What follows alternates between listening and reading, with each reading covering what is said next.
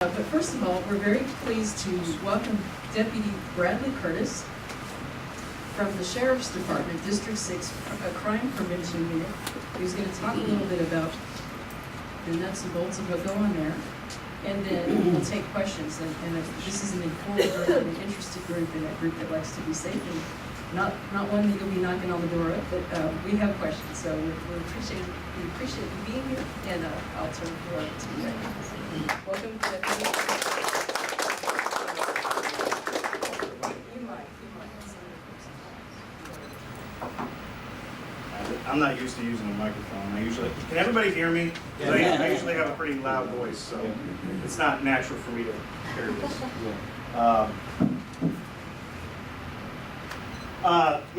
So I'm Brad Curtis. I'm with the District 6 Crime Prevention Unit. I also move around a lot, so forgive me. My partner, Jason Hopper, he's actually at some village meetings up in the Woodlands Township right now, so otherwise he'd be with me. But what our jobs are basically is we go to all the different meetings that we have within the community and the township, as well as get out and try to educate the neighborhoods, the little subsets, the subdivisions, the little cul-de-sac neighborhoods, things like that, on better ways to prevent crime at their level, at their local level. We also get out and we've been meeting with a lot of businesses to try to better educate them as far as crime prevention through environmental design, some basic crime prevention principles as far as doing background checks on their employees because of internal theft and things like that. Jason and I just got certified in our second phase of crime prevention training, so now we actually are going out and doing commercial security surveys for businesses.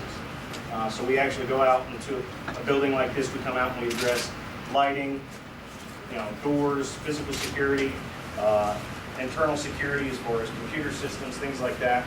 And we do that on a pretty regular basis. We all do that obviously for free. It's part of the job description. So we've been trying to get the word out about that. We also have the crime reduction unit attached to us. We kind of fall under the same umbrella. The crime reduction unit is about 4 investigators that we have that are in uniform.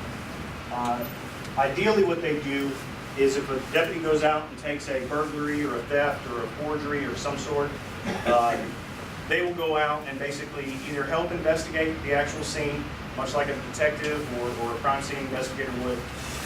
And initially they get the case assigned to them right then and there. So there's little lag time when the actual crime has occurred and when it actually gets reported. Deputy McCoy, Deputy Ross, Deputy Former, or Deputy Hammonds usually gets the report within that day. And they've been very successful.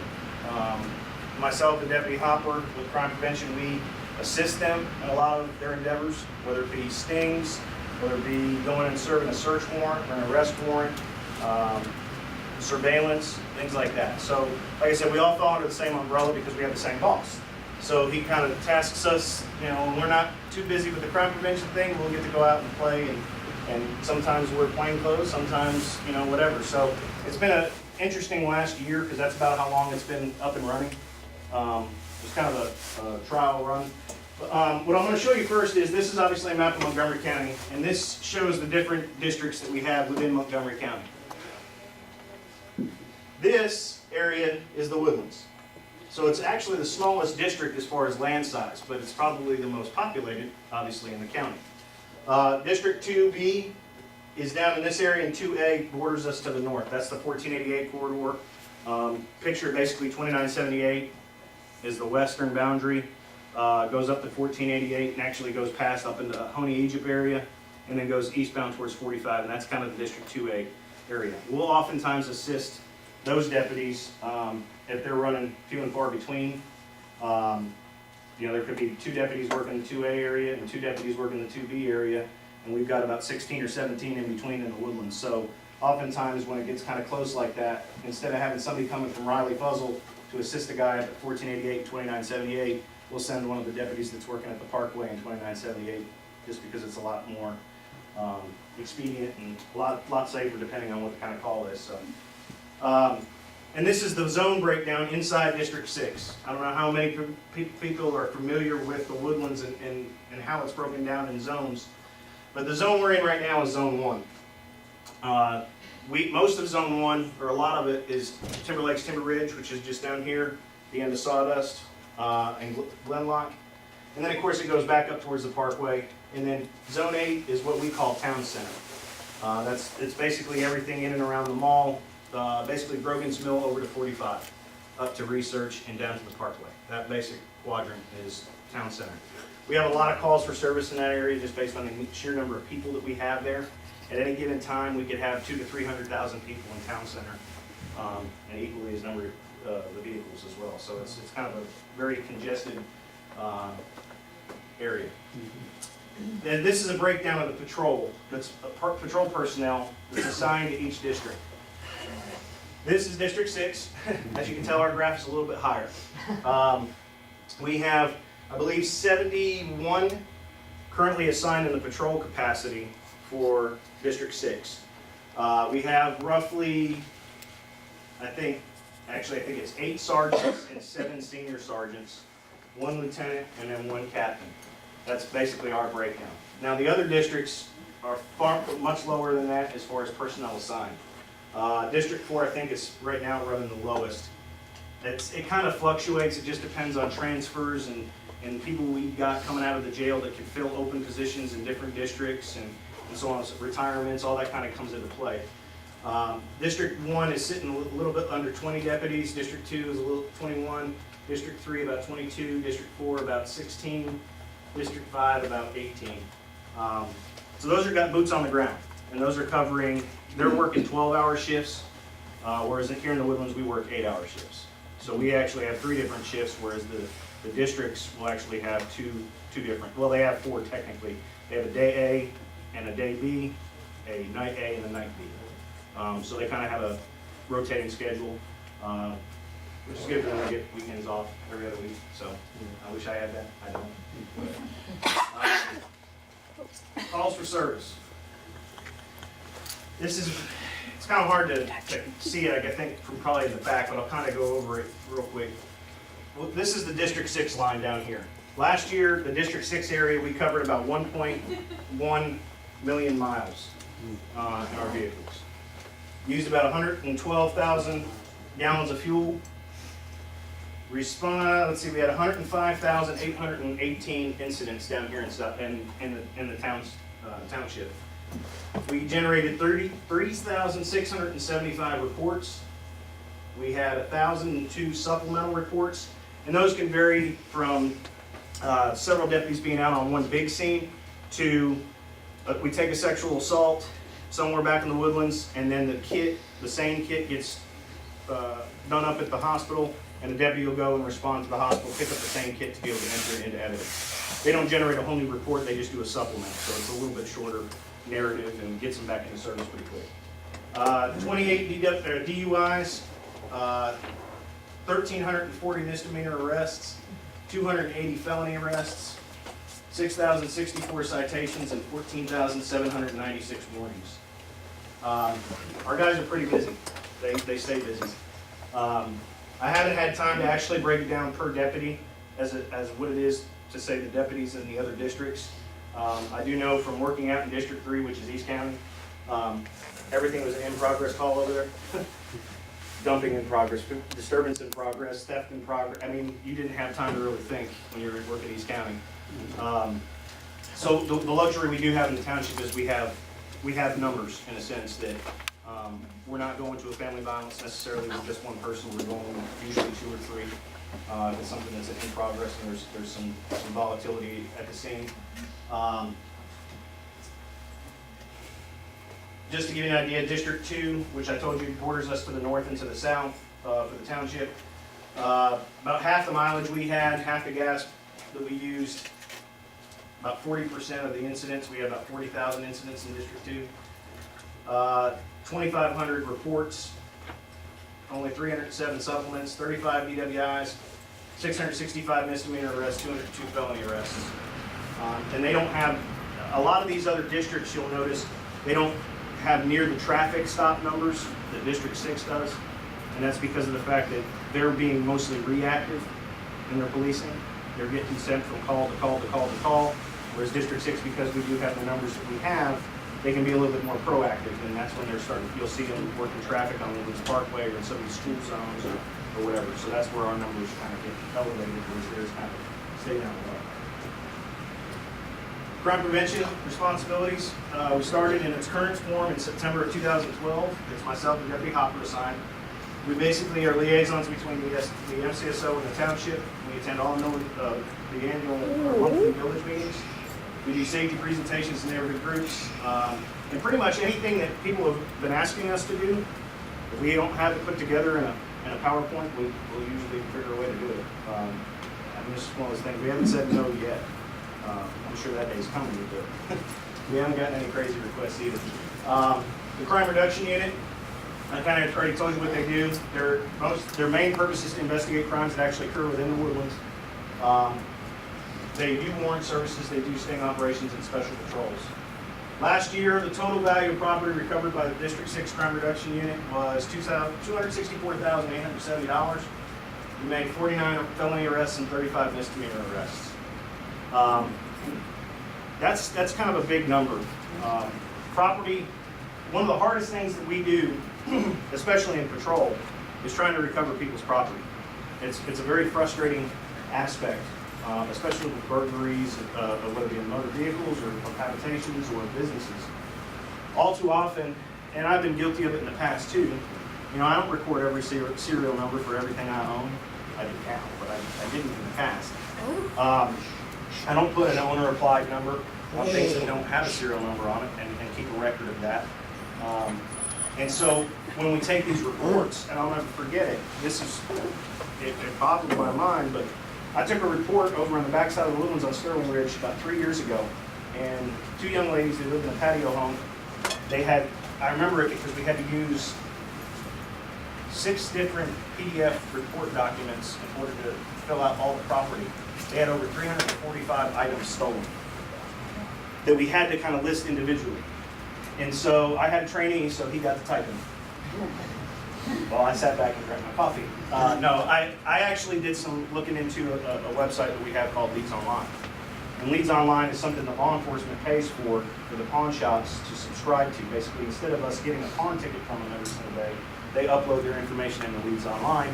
I go into Leads Online and I check serial numbers against what they've had that's been pawned. And if I have something that I've got it reported as stolen and it matches, I now have a suspect. So out of the 345 pieces of property these two girls had stolen, one thing, they had a serial number on. And it was just a little 26-inch flat screen TV. So I said, well, what do I got to lose? And I checked it. And sure enough, we got pawned down on Telephone Road in Houston. So we had a suspect. So we were lucky in that aspect. You know, but had it not been for that, here's 345 pieces of property we're probably never going to find again. We don't have any idea who the person that did this was, you know, but we kind of got lucky. So it's out of the 10 burglaries that we may take, maybe one person was diligent in taking down serial numbers or taking photos of their property and their possessions to help us with the investigation. So we don't get to recover a whole lot. So for them to recover $264,000 worth of property is kind of a big deal. Yes, sir. Yeah, and the other thing you need to do is you need to have an inventory. Yes, sir. Because to get your insurance claim paid, you have to file a proof of loss. Yes, sir. And if you can't prove that you had the property, you don't get back full, indemnification. Sure. And very few clients, as you're alluding to, actually know what they had stolen. Yeah. And it's and like I said, we were very lucky in a couple of those instances. But sometimes we would rather be lucky than good. We know the investigative process fairly well, so that I'd say that it's a little bit more good than luck. But yeah, $265,000 worth of property is a big deal. They busted up several different rings. Y'all remember the Justin Bieber fiasco about a year and a half ago, where the guy was selling Justin Bieber tickets out of the mall parking lot? They were all fraudulent and this, that, and the other. That was wrong audience. Well, I understand that, but it was all over the news because it was happening in Dallas. The guy was doing it in Dallas. He was doing it in Austin. And he basically, what he was doing was he was selling the same tickets over and over and over and over and over again. And of course, parents, they can go out and spend however much they're spending for their 14-year-old daughter to go see this concert, and come find out the tickets are bogus. Well, that was actually kind of our first case with crime reduction, that we set up a sting on him, and I think that was my introduction to it. I got to sit in the floorboard of my captain's plane truck in uniform with a shotgun, just waiting, is he going to show up? Because we were trying to do it and it didn't. But fortunately, we were able to stick the U.S. Marshals on. We found him at a hotel, and he pled out, actually, I think like 3 or 4 weeks after we arrested him, he pled out to 8 years in prison. So it was kind of a big deal for us. Well, he had a little bit of a criminal record. Just a smidge. And Vegas wants to talk to him when he gets out there, because he's got some robberies to explain for him there. But anyway, that's kind of what set the tone for us. And every week is a little bit different. You know, they've been looking into some of the storage building that happened yesterday, the storage building burglaries up there in Alden Bridge. I think they already have suspects identified on that, so that's a good deal. I worked a case where we had several kids that were burglarizing Alden Bridge blind as far as their cars. We've got 2 in jail now. The others have all been arrested, and they should get more indictments next month for more charges. So it's something that's been, we kind of enjoy doing it, for one. It kind of breaks, well, it maybe breaks up a little bit of the monotony of being just a patrol deputy sometimes. And we get pretty decent results. And you know, the guys, the 4 that are mainly assigned to the CRU, they're go-getters. A couple of them, it's one of those things, okay, so, yeah, relax. Like, pull on the leash a little bit. But, you know, like I said, I enjoy working with them every single day. And I know that they've benefited the people in this room as well as the people of the Woodlands greatly over the last year. I haven't had a chance to run the numbers for what the rest of the district or even any other district, what they've recovered in property.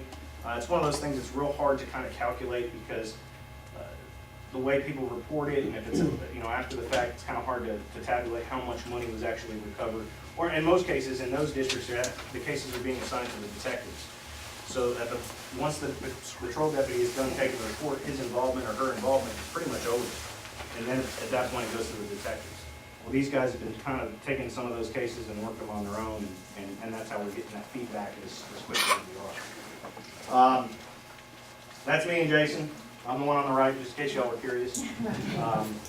Anyway, like I said, Jason is up at the township building right now doing some meeting. That's kind of what our unit does in a nutshell. I mean, we do a lot more. It's just kind of hard to speak on it in a quick manner. But I guess at this point, I'll open up the floor to any questions that anybody may have of me or of the sheriff's office, or what we do, or what other divisions do. Yes, sir. First of all, sir, thank you for the service. Yes, sir. My concern is, been living here for about 40 years. I have like an old man back in those days, used to leave the doors open. But I'm concerned about the crime is getting more violent, well organized. Now people are, they have the numbers, they know what time you guys change shifts and stuff like that, so they're well organized. Is there anything being done about that? Well, as far as knowing when we change shifts, you know, yeah, I mean, it's no secret. You know, generally, like I said, we're working 8-hour shifts. We do work, you know, 6 a.m. to 2 p.m., 2 p.m. to 10 p.m., 10 p.m. to 6 a.m. But we also do have swing units.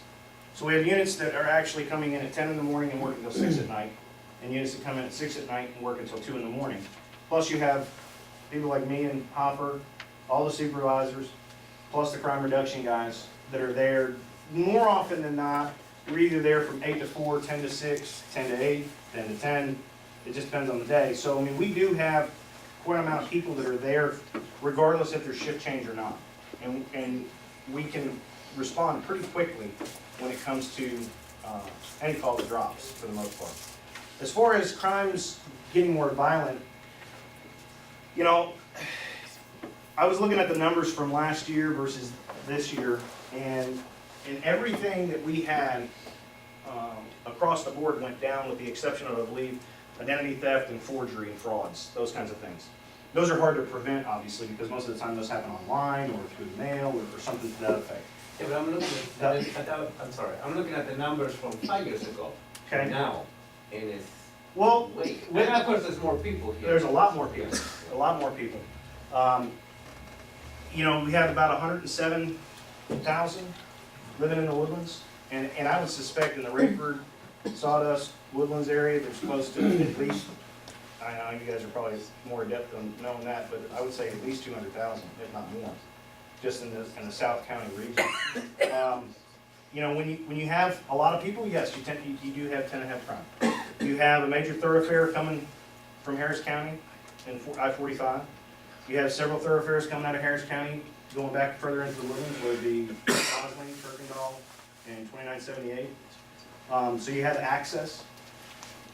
Do we have crime that is kind of encroaching us from the south and even from the north as far as Conroe? Sure. My experience with the cases that we've been working at our level is it's been a lot of local people. It's been a lot of internal people. And even though it may seem like the numbers are up, like I said, what I'm seeing is they're not. The actual crime stats, and again, 5 years ago, yes, they are going to be a little bit higher, because I think, I don't know what our population was 5 years ago, but I know it's significantly increased just in the last 2 years. And like I said, with that, you're going to have maybe an uptick in certain things, like our auto theft, carjackings, anything like, we don't really have that. You know, it's a very isolated incident in that case. The home invasions, we had one in Sterling Pond, I guess about 2 months ago. That's a rarity. I mean, that's you just in Houston. That's a every day. I mean, that's a Tuesday. You know, for that, where we'll have a home invasion where somebody actually kicks in the door, is violent with the homeowner, and trying to steal something. Around this area, that's a very rare occurrence. The robberies. It seems like we've had a lot. The robberies have actually gone down, and I believe last year the 10 robberies we had, I think they solved 9 of them, which is an unbelievable success rate as far as clearance goes with robberies. The biggest thing is we're just trying to get people to kind of be aware of what's going on around them. It's amazing to me how many still don't call in when they actually see something that could be prevented. And that's Deputy what our- Curtis, did you tell them about the bank robbery last month At Wells Fargo? and how a construction worker called in during the robbery, and that's how you guys were able to apprehend him? Yeah, our deputies were there very quickly. Had it not been for the struggle outside the front doors and him going on a little jaunt, I think after all was said and done, they caught him in like 10 minutes from when he exited out of the bank and went north towards the condos. They didn't get the second guy because while his buddy was getting popped, he snuck out the back. And of course, we're dumping all our resources into the guy that we know that is there, that's running, and he kind of snuck out the back. It's my understanding that they had leads on him. You know, like I said, I wish if we didn't have any of that kind of stuff, that would be great. I'd be out of a job, but you know, it's one of those things that I'm pretty proud of the fact that we haven't had a lot of those really heinous, violent crimes. Are we going to be able to prevent every single one of them? No. Are the numbers exactly the same as, say, 5, 10, or even 15 years ago? No. But with population growth, with the expansion of the township, I think some of that is going to kind of come and go. And like I said, based on last year's numbers, our numbers are actually down across the board. So, like I said, whenever we have an issue, hotspot, the captain basically deploys us and we saturate an area and we drive it out, whatever that may be. Burglary ring, forgery ring, robbers, whatever. That's about the best we can do with the assets that we have right now. Okay. I had somebody, yes? I was just Go ahead. gonna ask, you know, if y'all measure any of that on a per capita basis. So for instance, he's concerned that crime seems to be increasing, and we say, well, yeah, but we're also getting an increase in volume in people. So would you say, like, y'all measure it in like, if it's 2% 5 years ago, are we still at 2%, or are we going down? Or? I could do it theoretically. I could do it real quick. The way I look at it is I think last year we had like 37,800 and some odd physical residential structures inside the woodlands. Right. We had 190 burglaries of habitation. Okay. So you divide the 190 into the 35,000 or 37,000, whatever. We had 185 the year before that. And we had a couple thousand less physical structures. So the percentages, although they're going to change a little bit, they've been hovering around the same number. Okay. What that number is right off the top of my head without my calculator, I can't tell you. But as far as my experience, and I'm not trying to undermine anything, but when I worked East County, and you've got a population of maybe half of what the Woodlands is, if that, and they're doing 2 times the amount of burglaries that we are. I worked there for 18 years, like Yeah, relate. and the same thing with, think about how many cars are in the Woodlands at any given time. Like I said, maybe 300,000, and we had about 300 and some change BMWs all of last year. If you have 300,000 cars in the Woodlands every single day of the year, that's 365 days, and we still only have 300 and some odd. Now, for those 300 and some odd victims, I can't make it better for them. But I'd say, just based on the amount of volume we have, those numbers are fairly low. It would be the argument I would make. And we appreciate it. Yes, sir. Yes, sir. Brad, would you say that you feel like you guys are short, you could use more people, right? See, now we're getting into an area that Brad's not comfortable with. I have to be very mindful of what, I don't generally try to involve myself in that aspect. Okay, let's just assume, Okay. based on your body language, that maybe we could use more help. Good discussion last night, I was interested with Ryan, public constable. And the issue of the mounted police. And I was corrected, they're not police. Not a patrol. They're private security. Yes. And there's a need, we know that, because his gun response was about the same, so yours is about the same. Kind of like you two got together and decided this was gonna be your response if it ever came up. But the fact of the matter is that, just assume that you're short. So here we have, it's a very cool deal, we all love the horses, and, you know, it's just awesome. Where else do you go and you see something like this, but you got no guns, you got shoe horses on asphalt. You can spend $1.3 million a year on that stuff. How do you feel about that? You know, again, it's not that I'm trying to avoid the question. It's a matter of, that's not, and honestly, it's not my position to say whether I agree with it or disagree with it. I will say that I've had firsthand experience with Alpha and Omega as far as crime, specifically obviously in town center because that's where they're primarily at. I believe they still have some kind of force up at College Park, Walmart area. It's been my personal experience where they actually have helped us because of where they sit. They get a different vantage point sometimes when they can see direction of travel for vehicles and shoplifters that are coming out of the malls. How that's weighed against how much it costs to have that, that's way above my pay grade. So respectfully, I really would decline to answer on that. It's really not my purview to kind of get into that aspect of it. I'm sorry I didn't answer you. Not really. Maybe a Yes, different ma'am. way to ask that question. It's a little different. What does success look like for the sheriff's office? What does it look What like? does it look like? Is it zero crime? Is it a reduction per year of a certain percentage? What does it look like once you win? I would say, obviously, zero crime, I think, is it's not realistic. I mean, maybe in a utopian world, you know, that would be great. But your It's- staffing is based on expectations, right? Well, and again, that's more the lieutenant and the captain's arena as far as how they justify what staffing and request additional manpower and so on. Like I do know that because of their, you know, Hughes Landing coming in and things like that, you know, we're gonna have to pay attention, you know, obviously put resources over in that area to kind of pay attention to that area, increase our patrols over there while it's under construction because we want to avoid construction theft.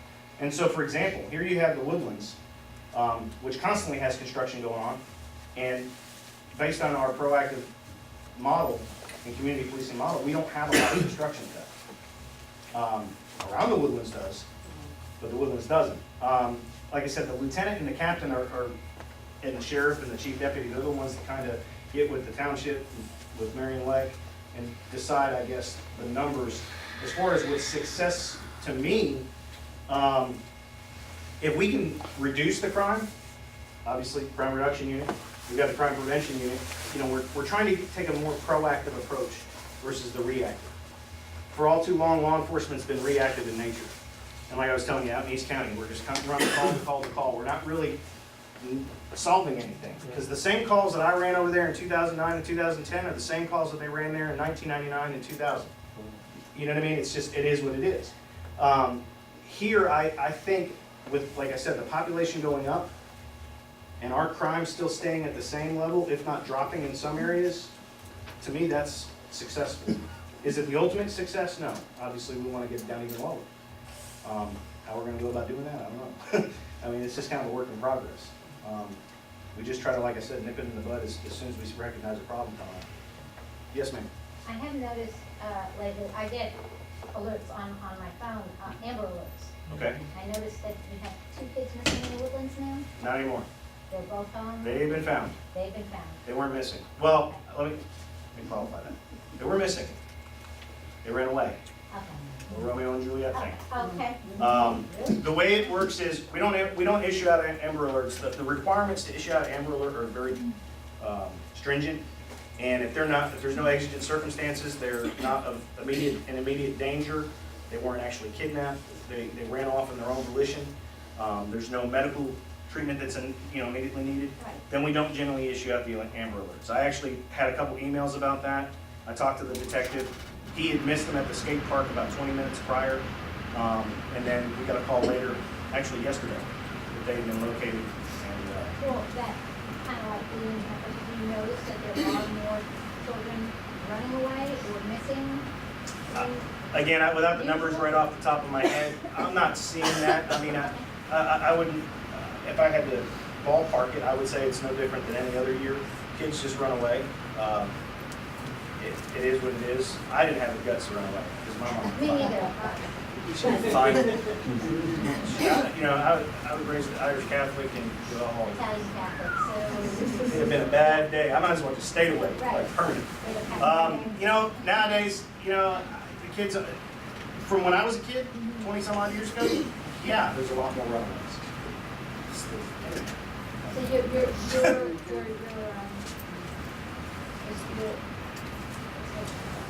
your guidelines for classifying something a runaway as opposed to an Amber Alert, is there, do you guys have an age that you also will automatically classify as an Amber Alert, other than somebody under It's based on the state and federal guidelines as well as the state clearinghouse form that we have to use.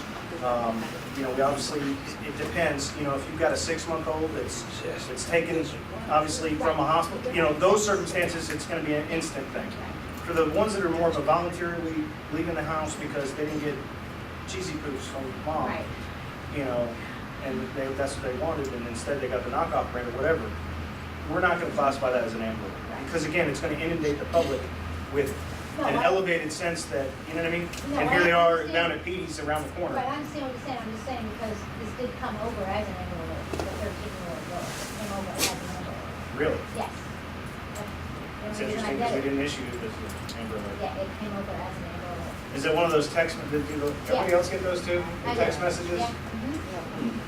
Yeah, because like I said, I talked to Detective Tate, and as far as I know, from what he told me, it was not an Amber Alert, but maybe that's how they were disseminating it to the public, that they were just missing in general. We got emails at our office about it, and he crashed out flowers. Did you see the Montgomery County reported, he said another child missing in the Yeah. Woodlands? Yeah, so. that's- And again, I can't control the media, the Right, headlines no, that they use. trust me, I understand that. If only I could. Back to the stats, the 49 felony arrests and 35 misdemeanor, $264,000 recovered. In correlation to not total felony arrest, but felony theft overall for 2013 for that district. That's just for what y'all recovered, right? That was just the recovery. Those arrests correlated to that number. Yes, yeah. As But- a whole, I guess we're trying to find as a percentage Mhm. of felony thefts and misdemeanor thefts. What does that number represent? And how's it dictated? You know, how y'all get that? I mean, like, is it the amount of the theft? Is it the? Yeah, I mean, obviously, you know, the felonies are gonna be based on $1,500 or more, generally speaking, unless it's somebody who's got previous convictions and then based on enhancements, we get them on a higher level. The 264,000, you know, I said thefts in a general sense, but primarily what these guys were working on burglaries, which is a felony anyway. Right. So we're gonna classify that as a felony regardless. And then the dollar amount is something we just use because sometimes we try to go with the highest level of charge. Well, it's kind of hard to get above a second degree felony for a burglary of habitation, unless you get, let me do my math real quick. In order to get a first degree felony for theft, it had to be $200,000 or more. So we basically, on all those instances, we would have charged them with the burglary of the habitation. When we have a burglary of a motor vehicle, which is a misdemeanor, but they stole $2,500 worth of stuff out of the car, forget the misdemeanor burglary, now we're going with felony theft. And so that's where it kind of changes. But we also have additional charges on individuals, and that's where you get the misdemeanor arrests, or if they have warrant service. You know what I'm saying? Like when we're going out and we're trying to get these guys on whatever, or we end up getting them with weed or some other kind of dangerous drug, and it may be a misdemeanor charge. So that's where that misdemeanor arrest kind of comes from. So the $264,000 isn't always going to be tied into those 49 thefts and 49 felony arrests and 35 misdemeanor arrests. There was a guy going around claiming to build fences a while ago. I don't know if y'all heard about that. He was agreeing to build people's fences in the woodlands and he was taking advantage of them. You could get a $10,000 check or a $2,500 check or whatever. And he never built a fence. Well, we didn't like that. So we set up a sting. Our female deputy called him up, said, "Hey, I want to build a fence." He's like, "Okay." So we hid down the road and he showed up and he said, "Hey, I'm here to build a fence." And we said, "No, you're not." We took him to jail. That's where we weren't able to recover any of those monies, but we got a felony arrest out of the deal. And then several more misdemeanors because of the amount that he had theoretically stolen from the people was, say, $750 to build whatever he was building for them. You know what I mean? It just kind of goes back and forth a little bit. That's why we have the difference in the arrest totals, and it's not always going to be tied to that 260. Does that make sense? Yep. Yes, yes, ma'am. Go ahead. Go ahead, John. You haven't mentioned drugs at all, and drugs are rampant. Drugs, we have our fair share of drugs, yes. You know, our primary focus, obviously, with this group isn't obviously the narcotic aspect, but oftentimes with burglary and theft and so on, it's kind of a vicious cycle. So we do get some narcotics activity with us. The District 6 deputies as a whole have been pretty active in getting people off the street with narcotics. I mean, it's one of those things. We're seeing heroin on a pretty regular basis. We're seeing methamphetamines on a pretty regular basis. We're seeing marijuana on a pretty regular basis. We're seeing synthetic marijuana on a pretty regular basis. Now, we don't necessarily make an arrest on synthetic marijuana right then and there because of the fact that we need to test it to verify if it's actually against what the current state law is as far as banned substances. So we'll send it off to the lab whenever we get the results back. If it does include one of those banned substances, then we'll cut a warrant for the individual's arrest.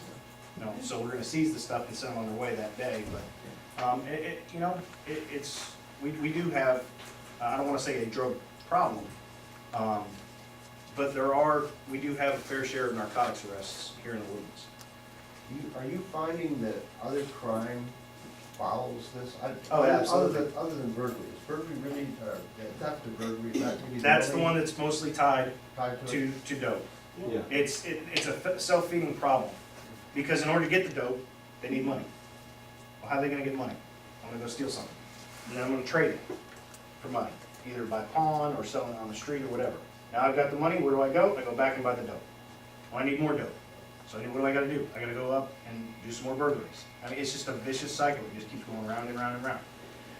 The kids that I was working a case on, we had 5 of them that were basically burglarizing for 2 straight years. God only knows how many burglaries they actually committed. I know how many were probably reported, and it's not even close to how many they actually did. And self-admittedly, we do dope, we do heroin. It's expensive. They told us where they buy it from. You know, I mean, we've gotten some good leads. We've gotten some good dope dealers off the street. We don't necessarily publicize it all that much. Now, if you go to the village meetings that myself and Jason go to, John Smith was arrested at 3500 block of Tangle Brush because he had 2 pounds of weed on him. I don't care. Shame on him. You shouldn't have been doing it. That's kind of how we've been getting the word out. And then what we're doing with those village meetings is they're going to, for those of you that are involved in, like, say, Women's Watch or whatever, the area coordinators are ultimately going to get those same notes that we kind of regurgitate at the meetings. It's going to be passed out to the area coordinators who are then going to pass it out to their people that they represent in their specific neighborhoods. So it's just a work in progress. We're trying to get that information kind of disseminated to where it's outside the water that everybody kind of sees in the newspaper. It's going to be more specific to the woodlands in a sense. But yeah, we've definitely been dealing with a lot of dope. Yes, ma'am. Yeah, well, I have 2 things I was concerned about. First of all is these gangs that are not like the Crips and the Bloods, but they're coming in from Harris. It is drug related. Okay. There's some flying. And my interest in the crime reduction unit was strictly for a gang, reduction unit that was going to track these gangs and keep them out of the county as best as they could. And the other thing I learned about, because I was standing at the polls with someone that did bonds, she went into areas and would take, and she said there's about 33 homes in Hazy Hollow. Now, Hazy Hollow must be Magnolia. Yeah, it's out west, out Montgomery. Yeah, and she said there's 33 homes there, it's all drugs. They have machine guns, they have drugs, and they're in 33 homes. Butler's Crossing too. Yeah. And she said nobody goes in there, police won't go in there. She said, No, we go in there, usually about 2 or 3 deep, if not more. It's no different than Bill's 3G out in East County. now who do these people work for? The cartels directly, or are they connected with these gangs and Harris? You know, a lot of, it's hard to speculate. I mean, a lot of the different agencies, they're gonna have a lot more intel on that. I mean, are there gonna be some ties to that type of stuff? I mean, it's one of those 6 degrees of separation thing. I mean, they gotta be getting the dope from somewhere. You know, I know our SIU guys, our Special Investigative Unit guys, they've been working hard and getting, leads on some of the bigger players. The guys that work for HIDA, High Intensity Drug Trafficking Area, down at the Houston Task Force. It's just, Houston's a port city, and right now it leads the nation in human trafficking, When you have a city or a metropolitan area that has 4 or 5 million people in it, you're going to kind of have a lot of problems. And some things have been rooted there for so long, it's just hard to eradicate it. And of course, it's not going to just necessarily be confined to that one little area. It's not like we have fences up around the woodlands or around South Montgomery County. Things are going to creep in. It's a matter of us trying to get a handle on it as best we can early on. I don't know that we have a lot of a gang footprint here in South Montgomery County. You get the occasional tagging and graffiti, and that's generally what's an indicator as to if there's any. And you have to be careful because it could be gang, it could be posers. We do have gangs throughout the rest of the county in certain aspects, Latin Kings, Aryan Brotherhood, things like that. I mean, this is not a secret. It is what it is. Are we seeing a lot of crime specifically based on those gang members? It's hard to really tell because, again, you have to get these guys to openly admit if they're not documented gang members. You have to kind of get them to admit that they are in fact gang members. So it's kind of hard to really get a grasp as to how much we need to allocate towards the gang problem. Well, let me ask you this then, would you be unhappy if they had a gang unit just specifically designed to track these different kinds of gangs in the county? Again, I got to be careful. Well, I'm not saying you're for it. I'm No, just saying- would I be unhappy or would I be happy? Look, I'm very happy when it comes to a proactive approach to law enforcement. Anytime we're being reactive in nature, then it's too late. It's already happened. What good are we going to do about it then? All we can do is kind of put the Band-Aid on it, fix it, hopefully get somebody back their stuff or whatever. We can take a proactive approach to things, you know, then that's what we have been trying to do here in the Woodlands with the community policing philosophy. So that's what I'm for, is just a proactive approach to things. So infer from that what you will. Yeah. Yes, ma'am. Is there a database? How is somebody for whatever in the MCSO and There's several different things that we look at when it comes to that. do you all have access to that on a daily basis? There's some people that have access to it. You don't, well, wouldn't it be a good idea if y'all had? Well, and I'm not saying we don't have. I'm not saying we don't have. It's just you have, when it comes to things like that, you have to be limited as to who has access. And so people way above my pay grade make that decision as to who gets access. And then oftentimes it's not even with us, because it's usually through a different fusion center at El Paso or wherever that determines, you know, how many users one agency actually has. And generally, if it's somebody who's specializing in that kind of thing, those are the ones that are going to get the access to it. There's so many different things, variables that kind of come into play with having access to those databases, because a lot of them are classified in nature. So the guys who are accessing it kind of have to have thorough background checks done. And I know we're law enforcement, but sometimes we do get some bad apples. But I know that, like us, our unit as a whole, we have a lot of access to databases that the regular deputies don't have access to. And I think with the gangs and the things like that, that's coming. But a lot of times it's dependent on user licenses. You know, we're very limited sometimes with these different agencies. We do have the guys that specifically work for the sheriff's office that work for HIDA, the high intensity drug trafficking area. Those guys, they work well with us. Anytime we need anything from them, they give it to us. Workups on people, employment history, gang affiliations, anything like that.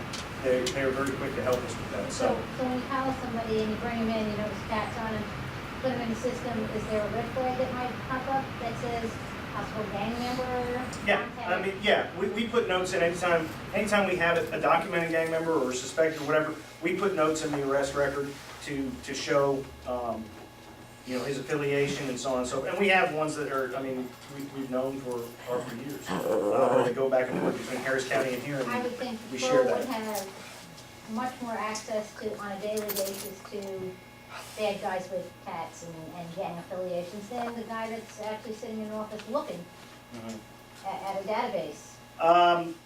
You know, again, I don't know what everybody has, what they all have access to. I do know that down in District 6, a lot of the patrol guys don't have access to that, a lot of stuff. But if they come to us, they can get it relatively quickly. So it's not as if they just don't have the direct access, I guess is my point. So, yes. I just have one other question. Are the Yes, gangs in Conroe connected to the gangs in Harris? Is there? Gangs are connected all over. I mean, you know, gangs in a lot of cases have, you know, generated themselves in the prison system. You know, like with the Aryan Brotherhood, you know. Latin Kings. When I worked in the city of Bryan, I dealt with nothing but Latin Kings, Serenios, MS-13, you know, all that kind of stuff in the city of Bryan. And here we are in Montgomery County, and guess what? We've got Latin Kings, we've got Serenios.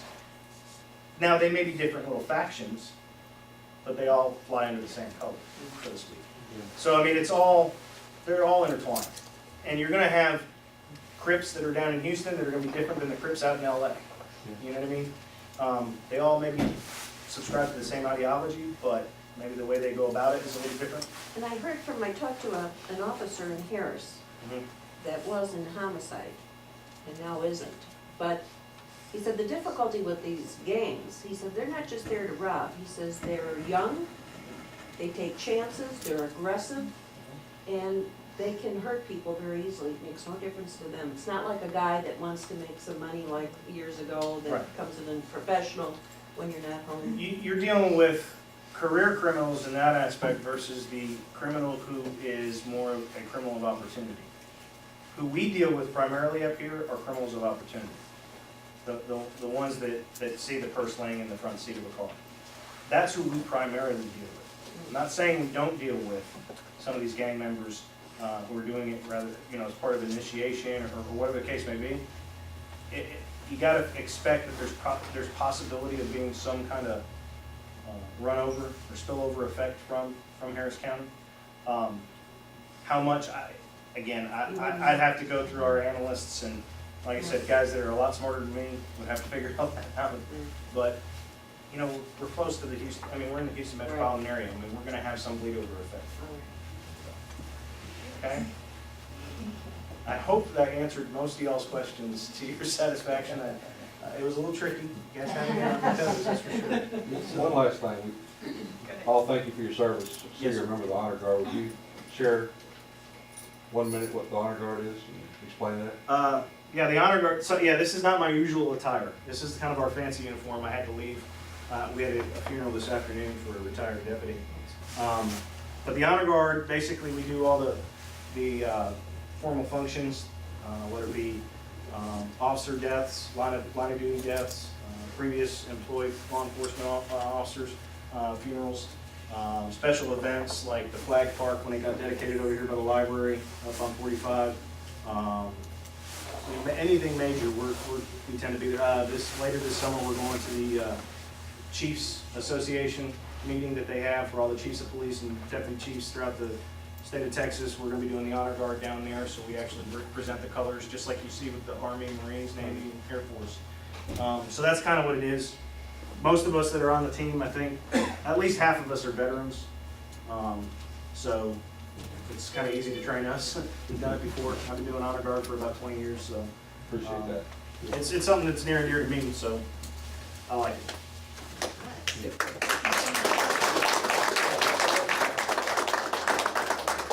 So, District 6, that's the township, Yes, sir. and we do have more deputies than most of the other districts throughout the county.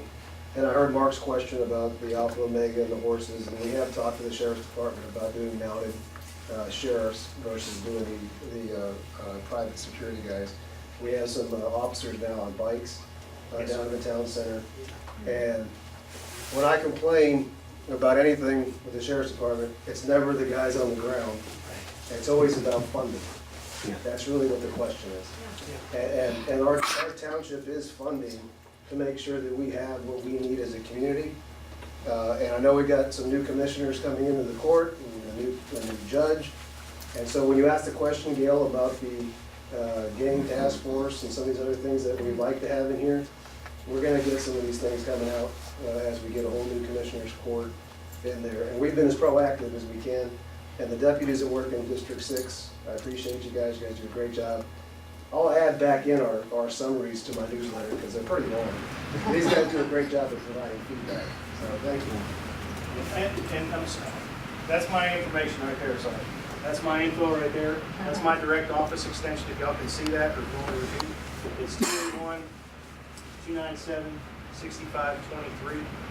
If you call me, most likely I will answer. If not, leave me a voicemail and I'll probably call you from the house just because I'm that type of person when I get a voicemail. It's one of those incessant things I have to do is call somebody back. So, or shoot me an email. I'd be more than happy to answer any questions you may have. If I can't answer it, I'll get you the answer from the person who can. Okay? Thank you.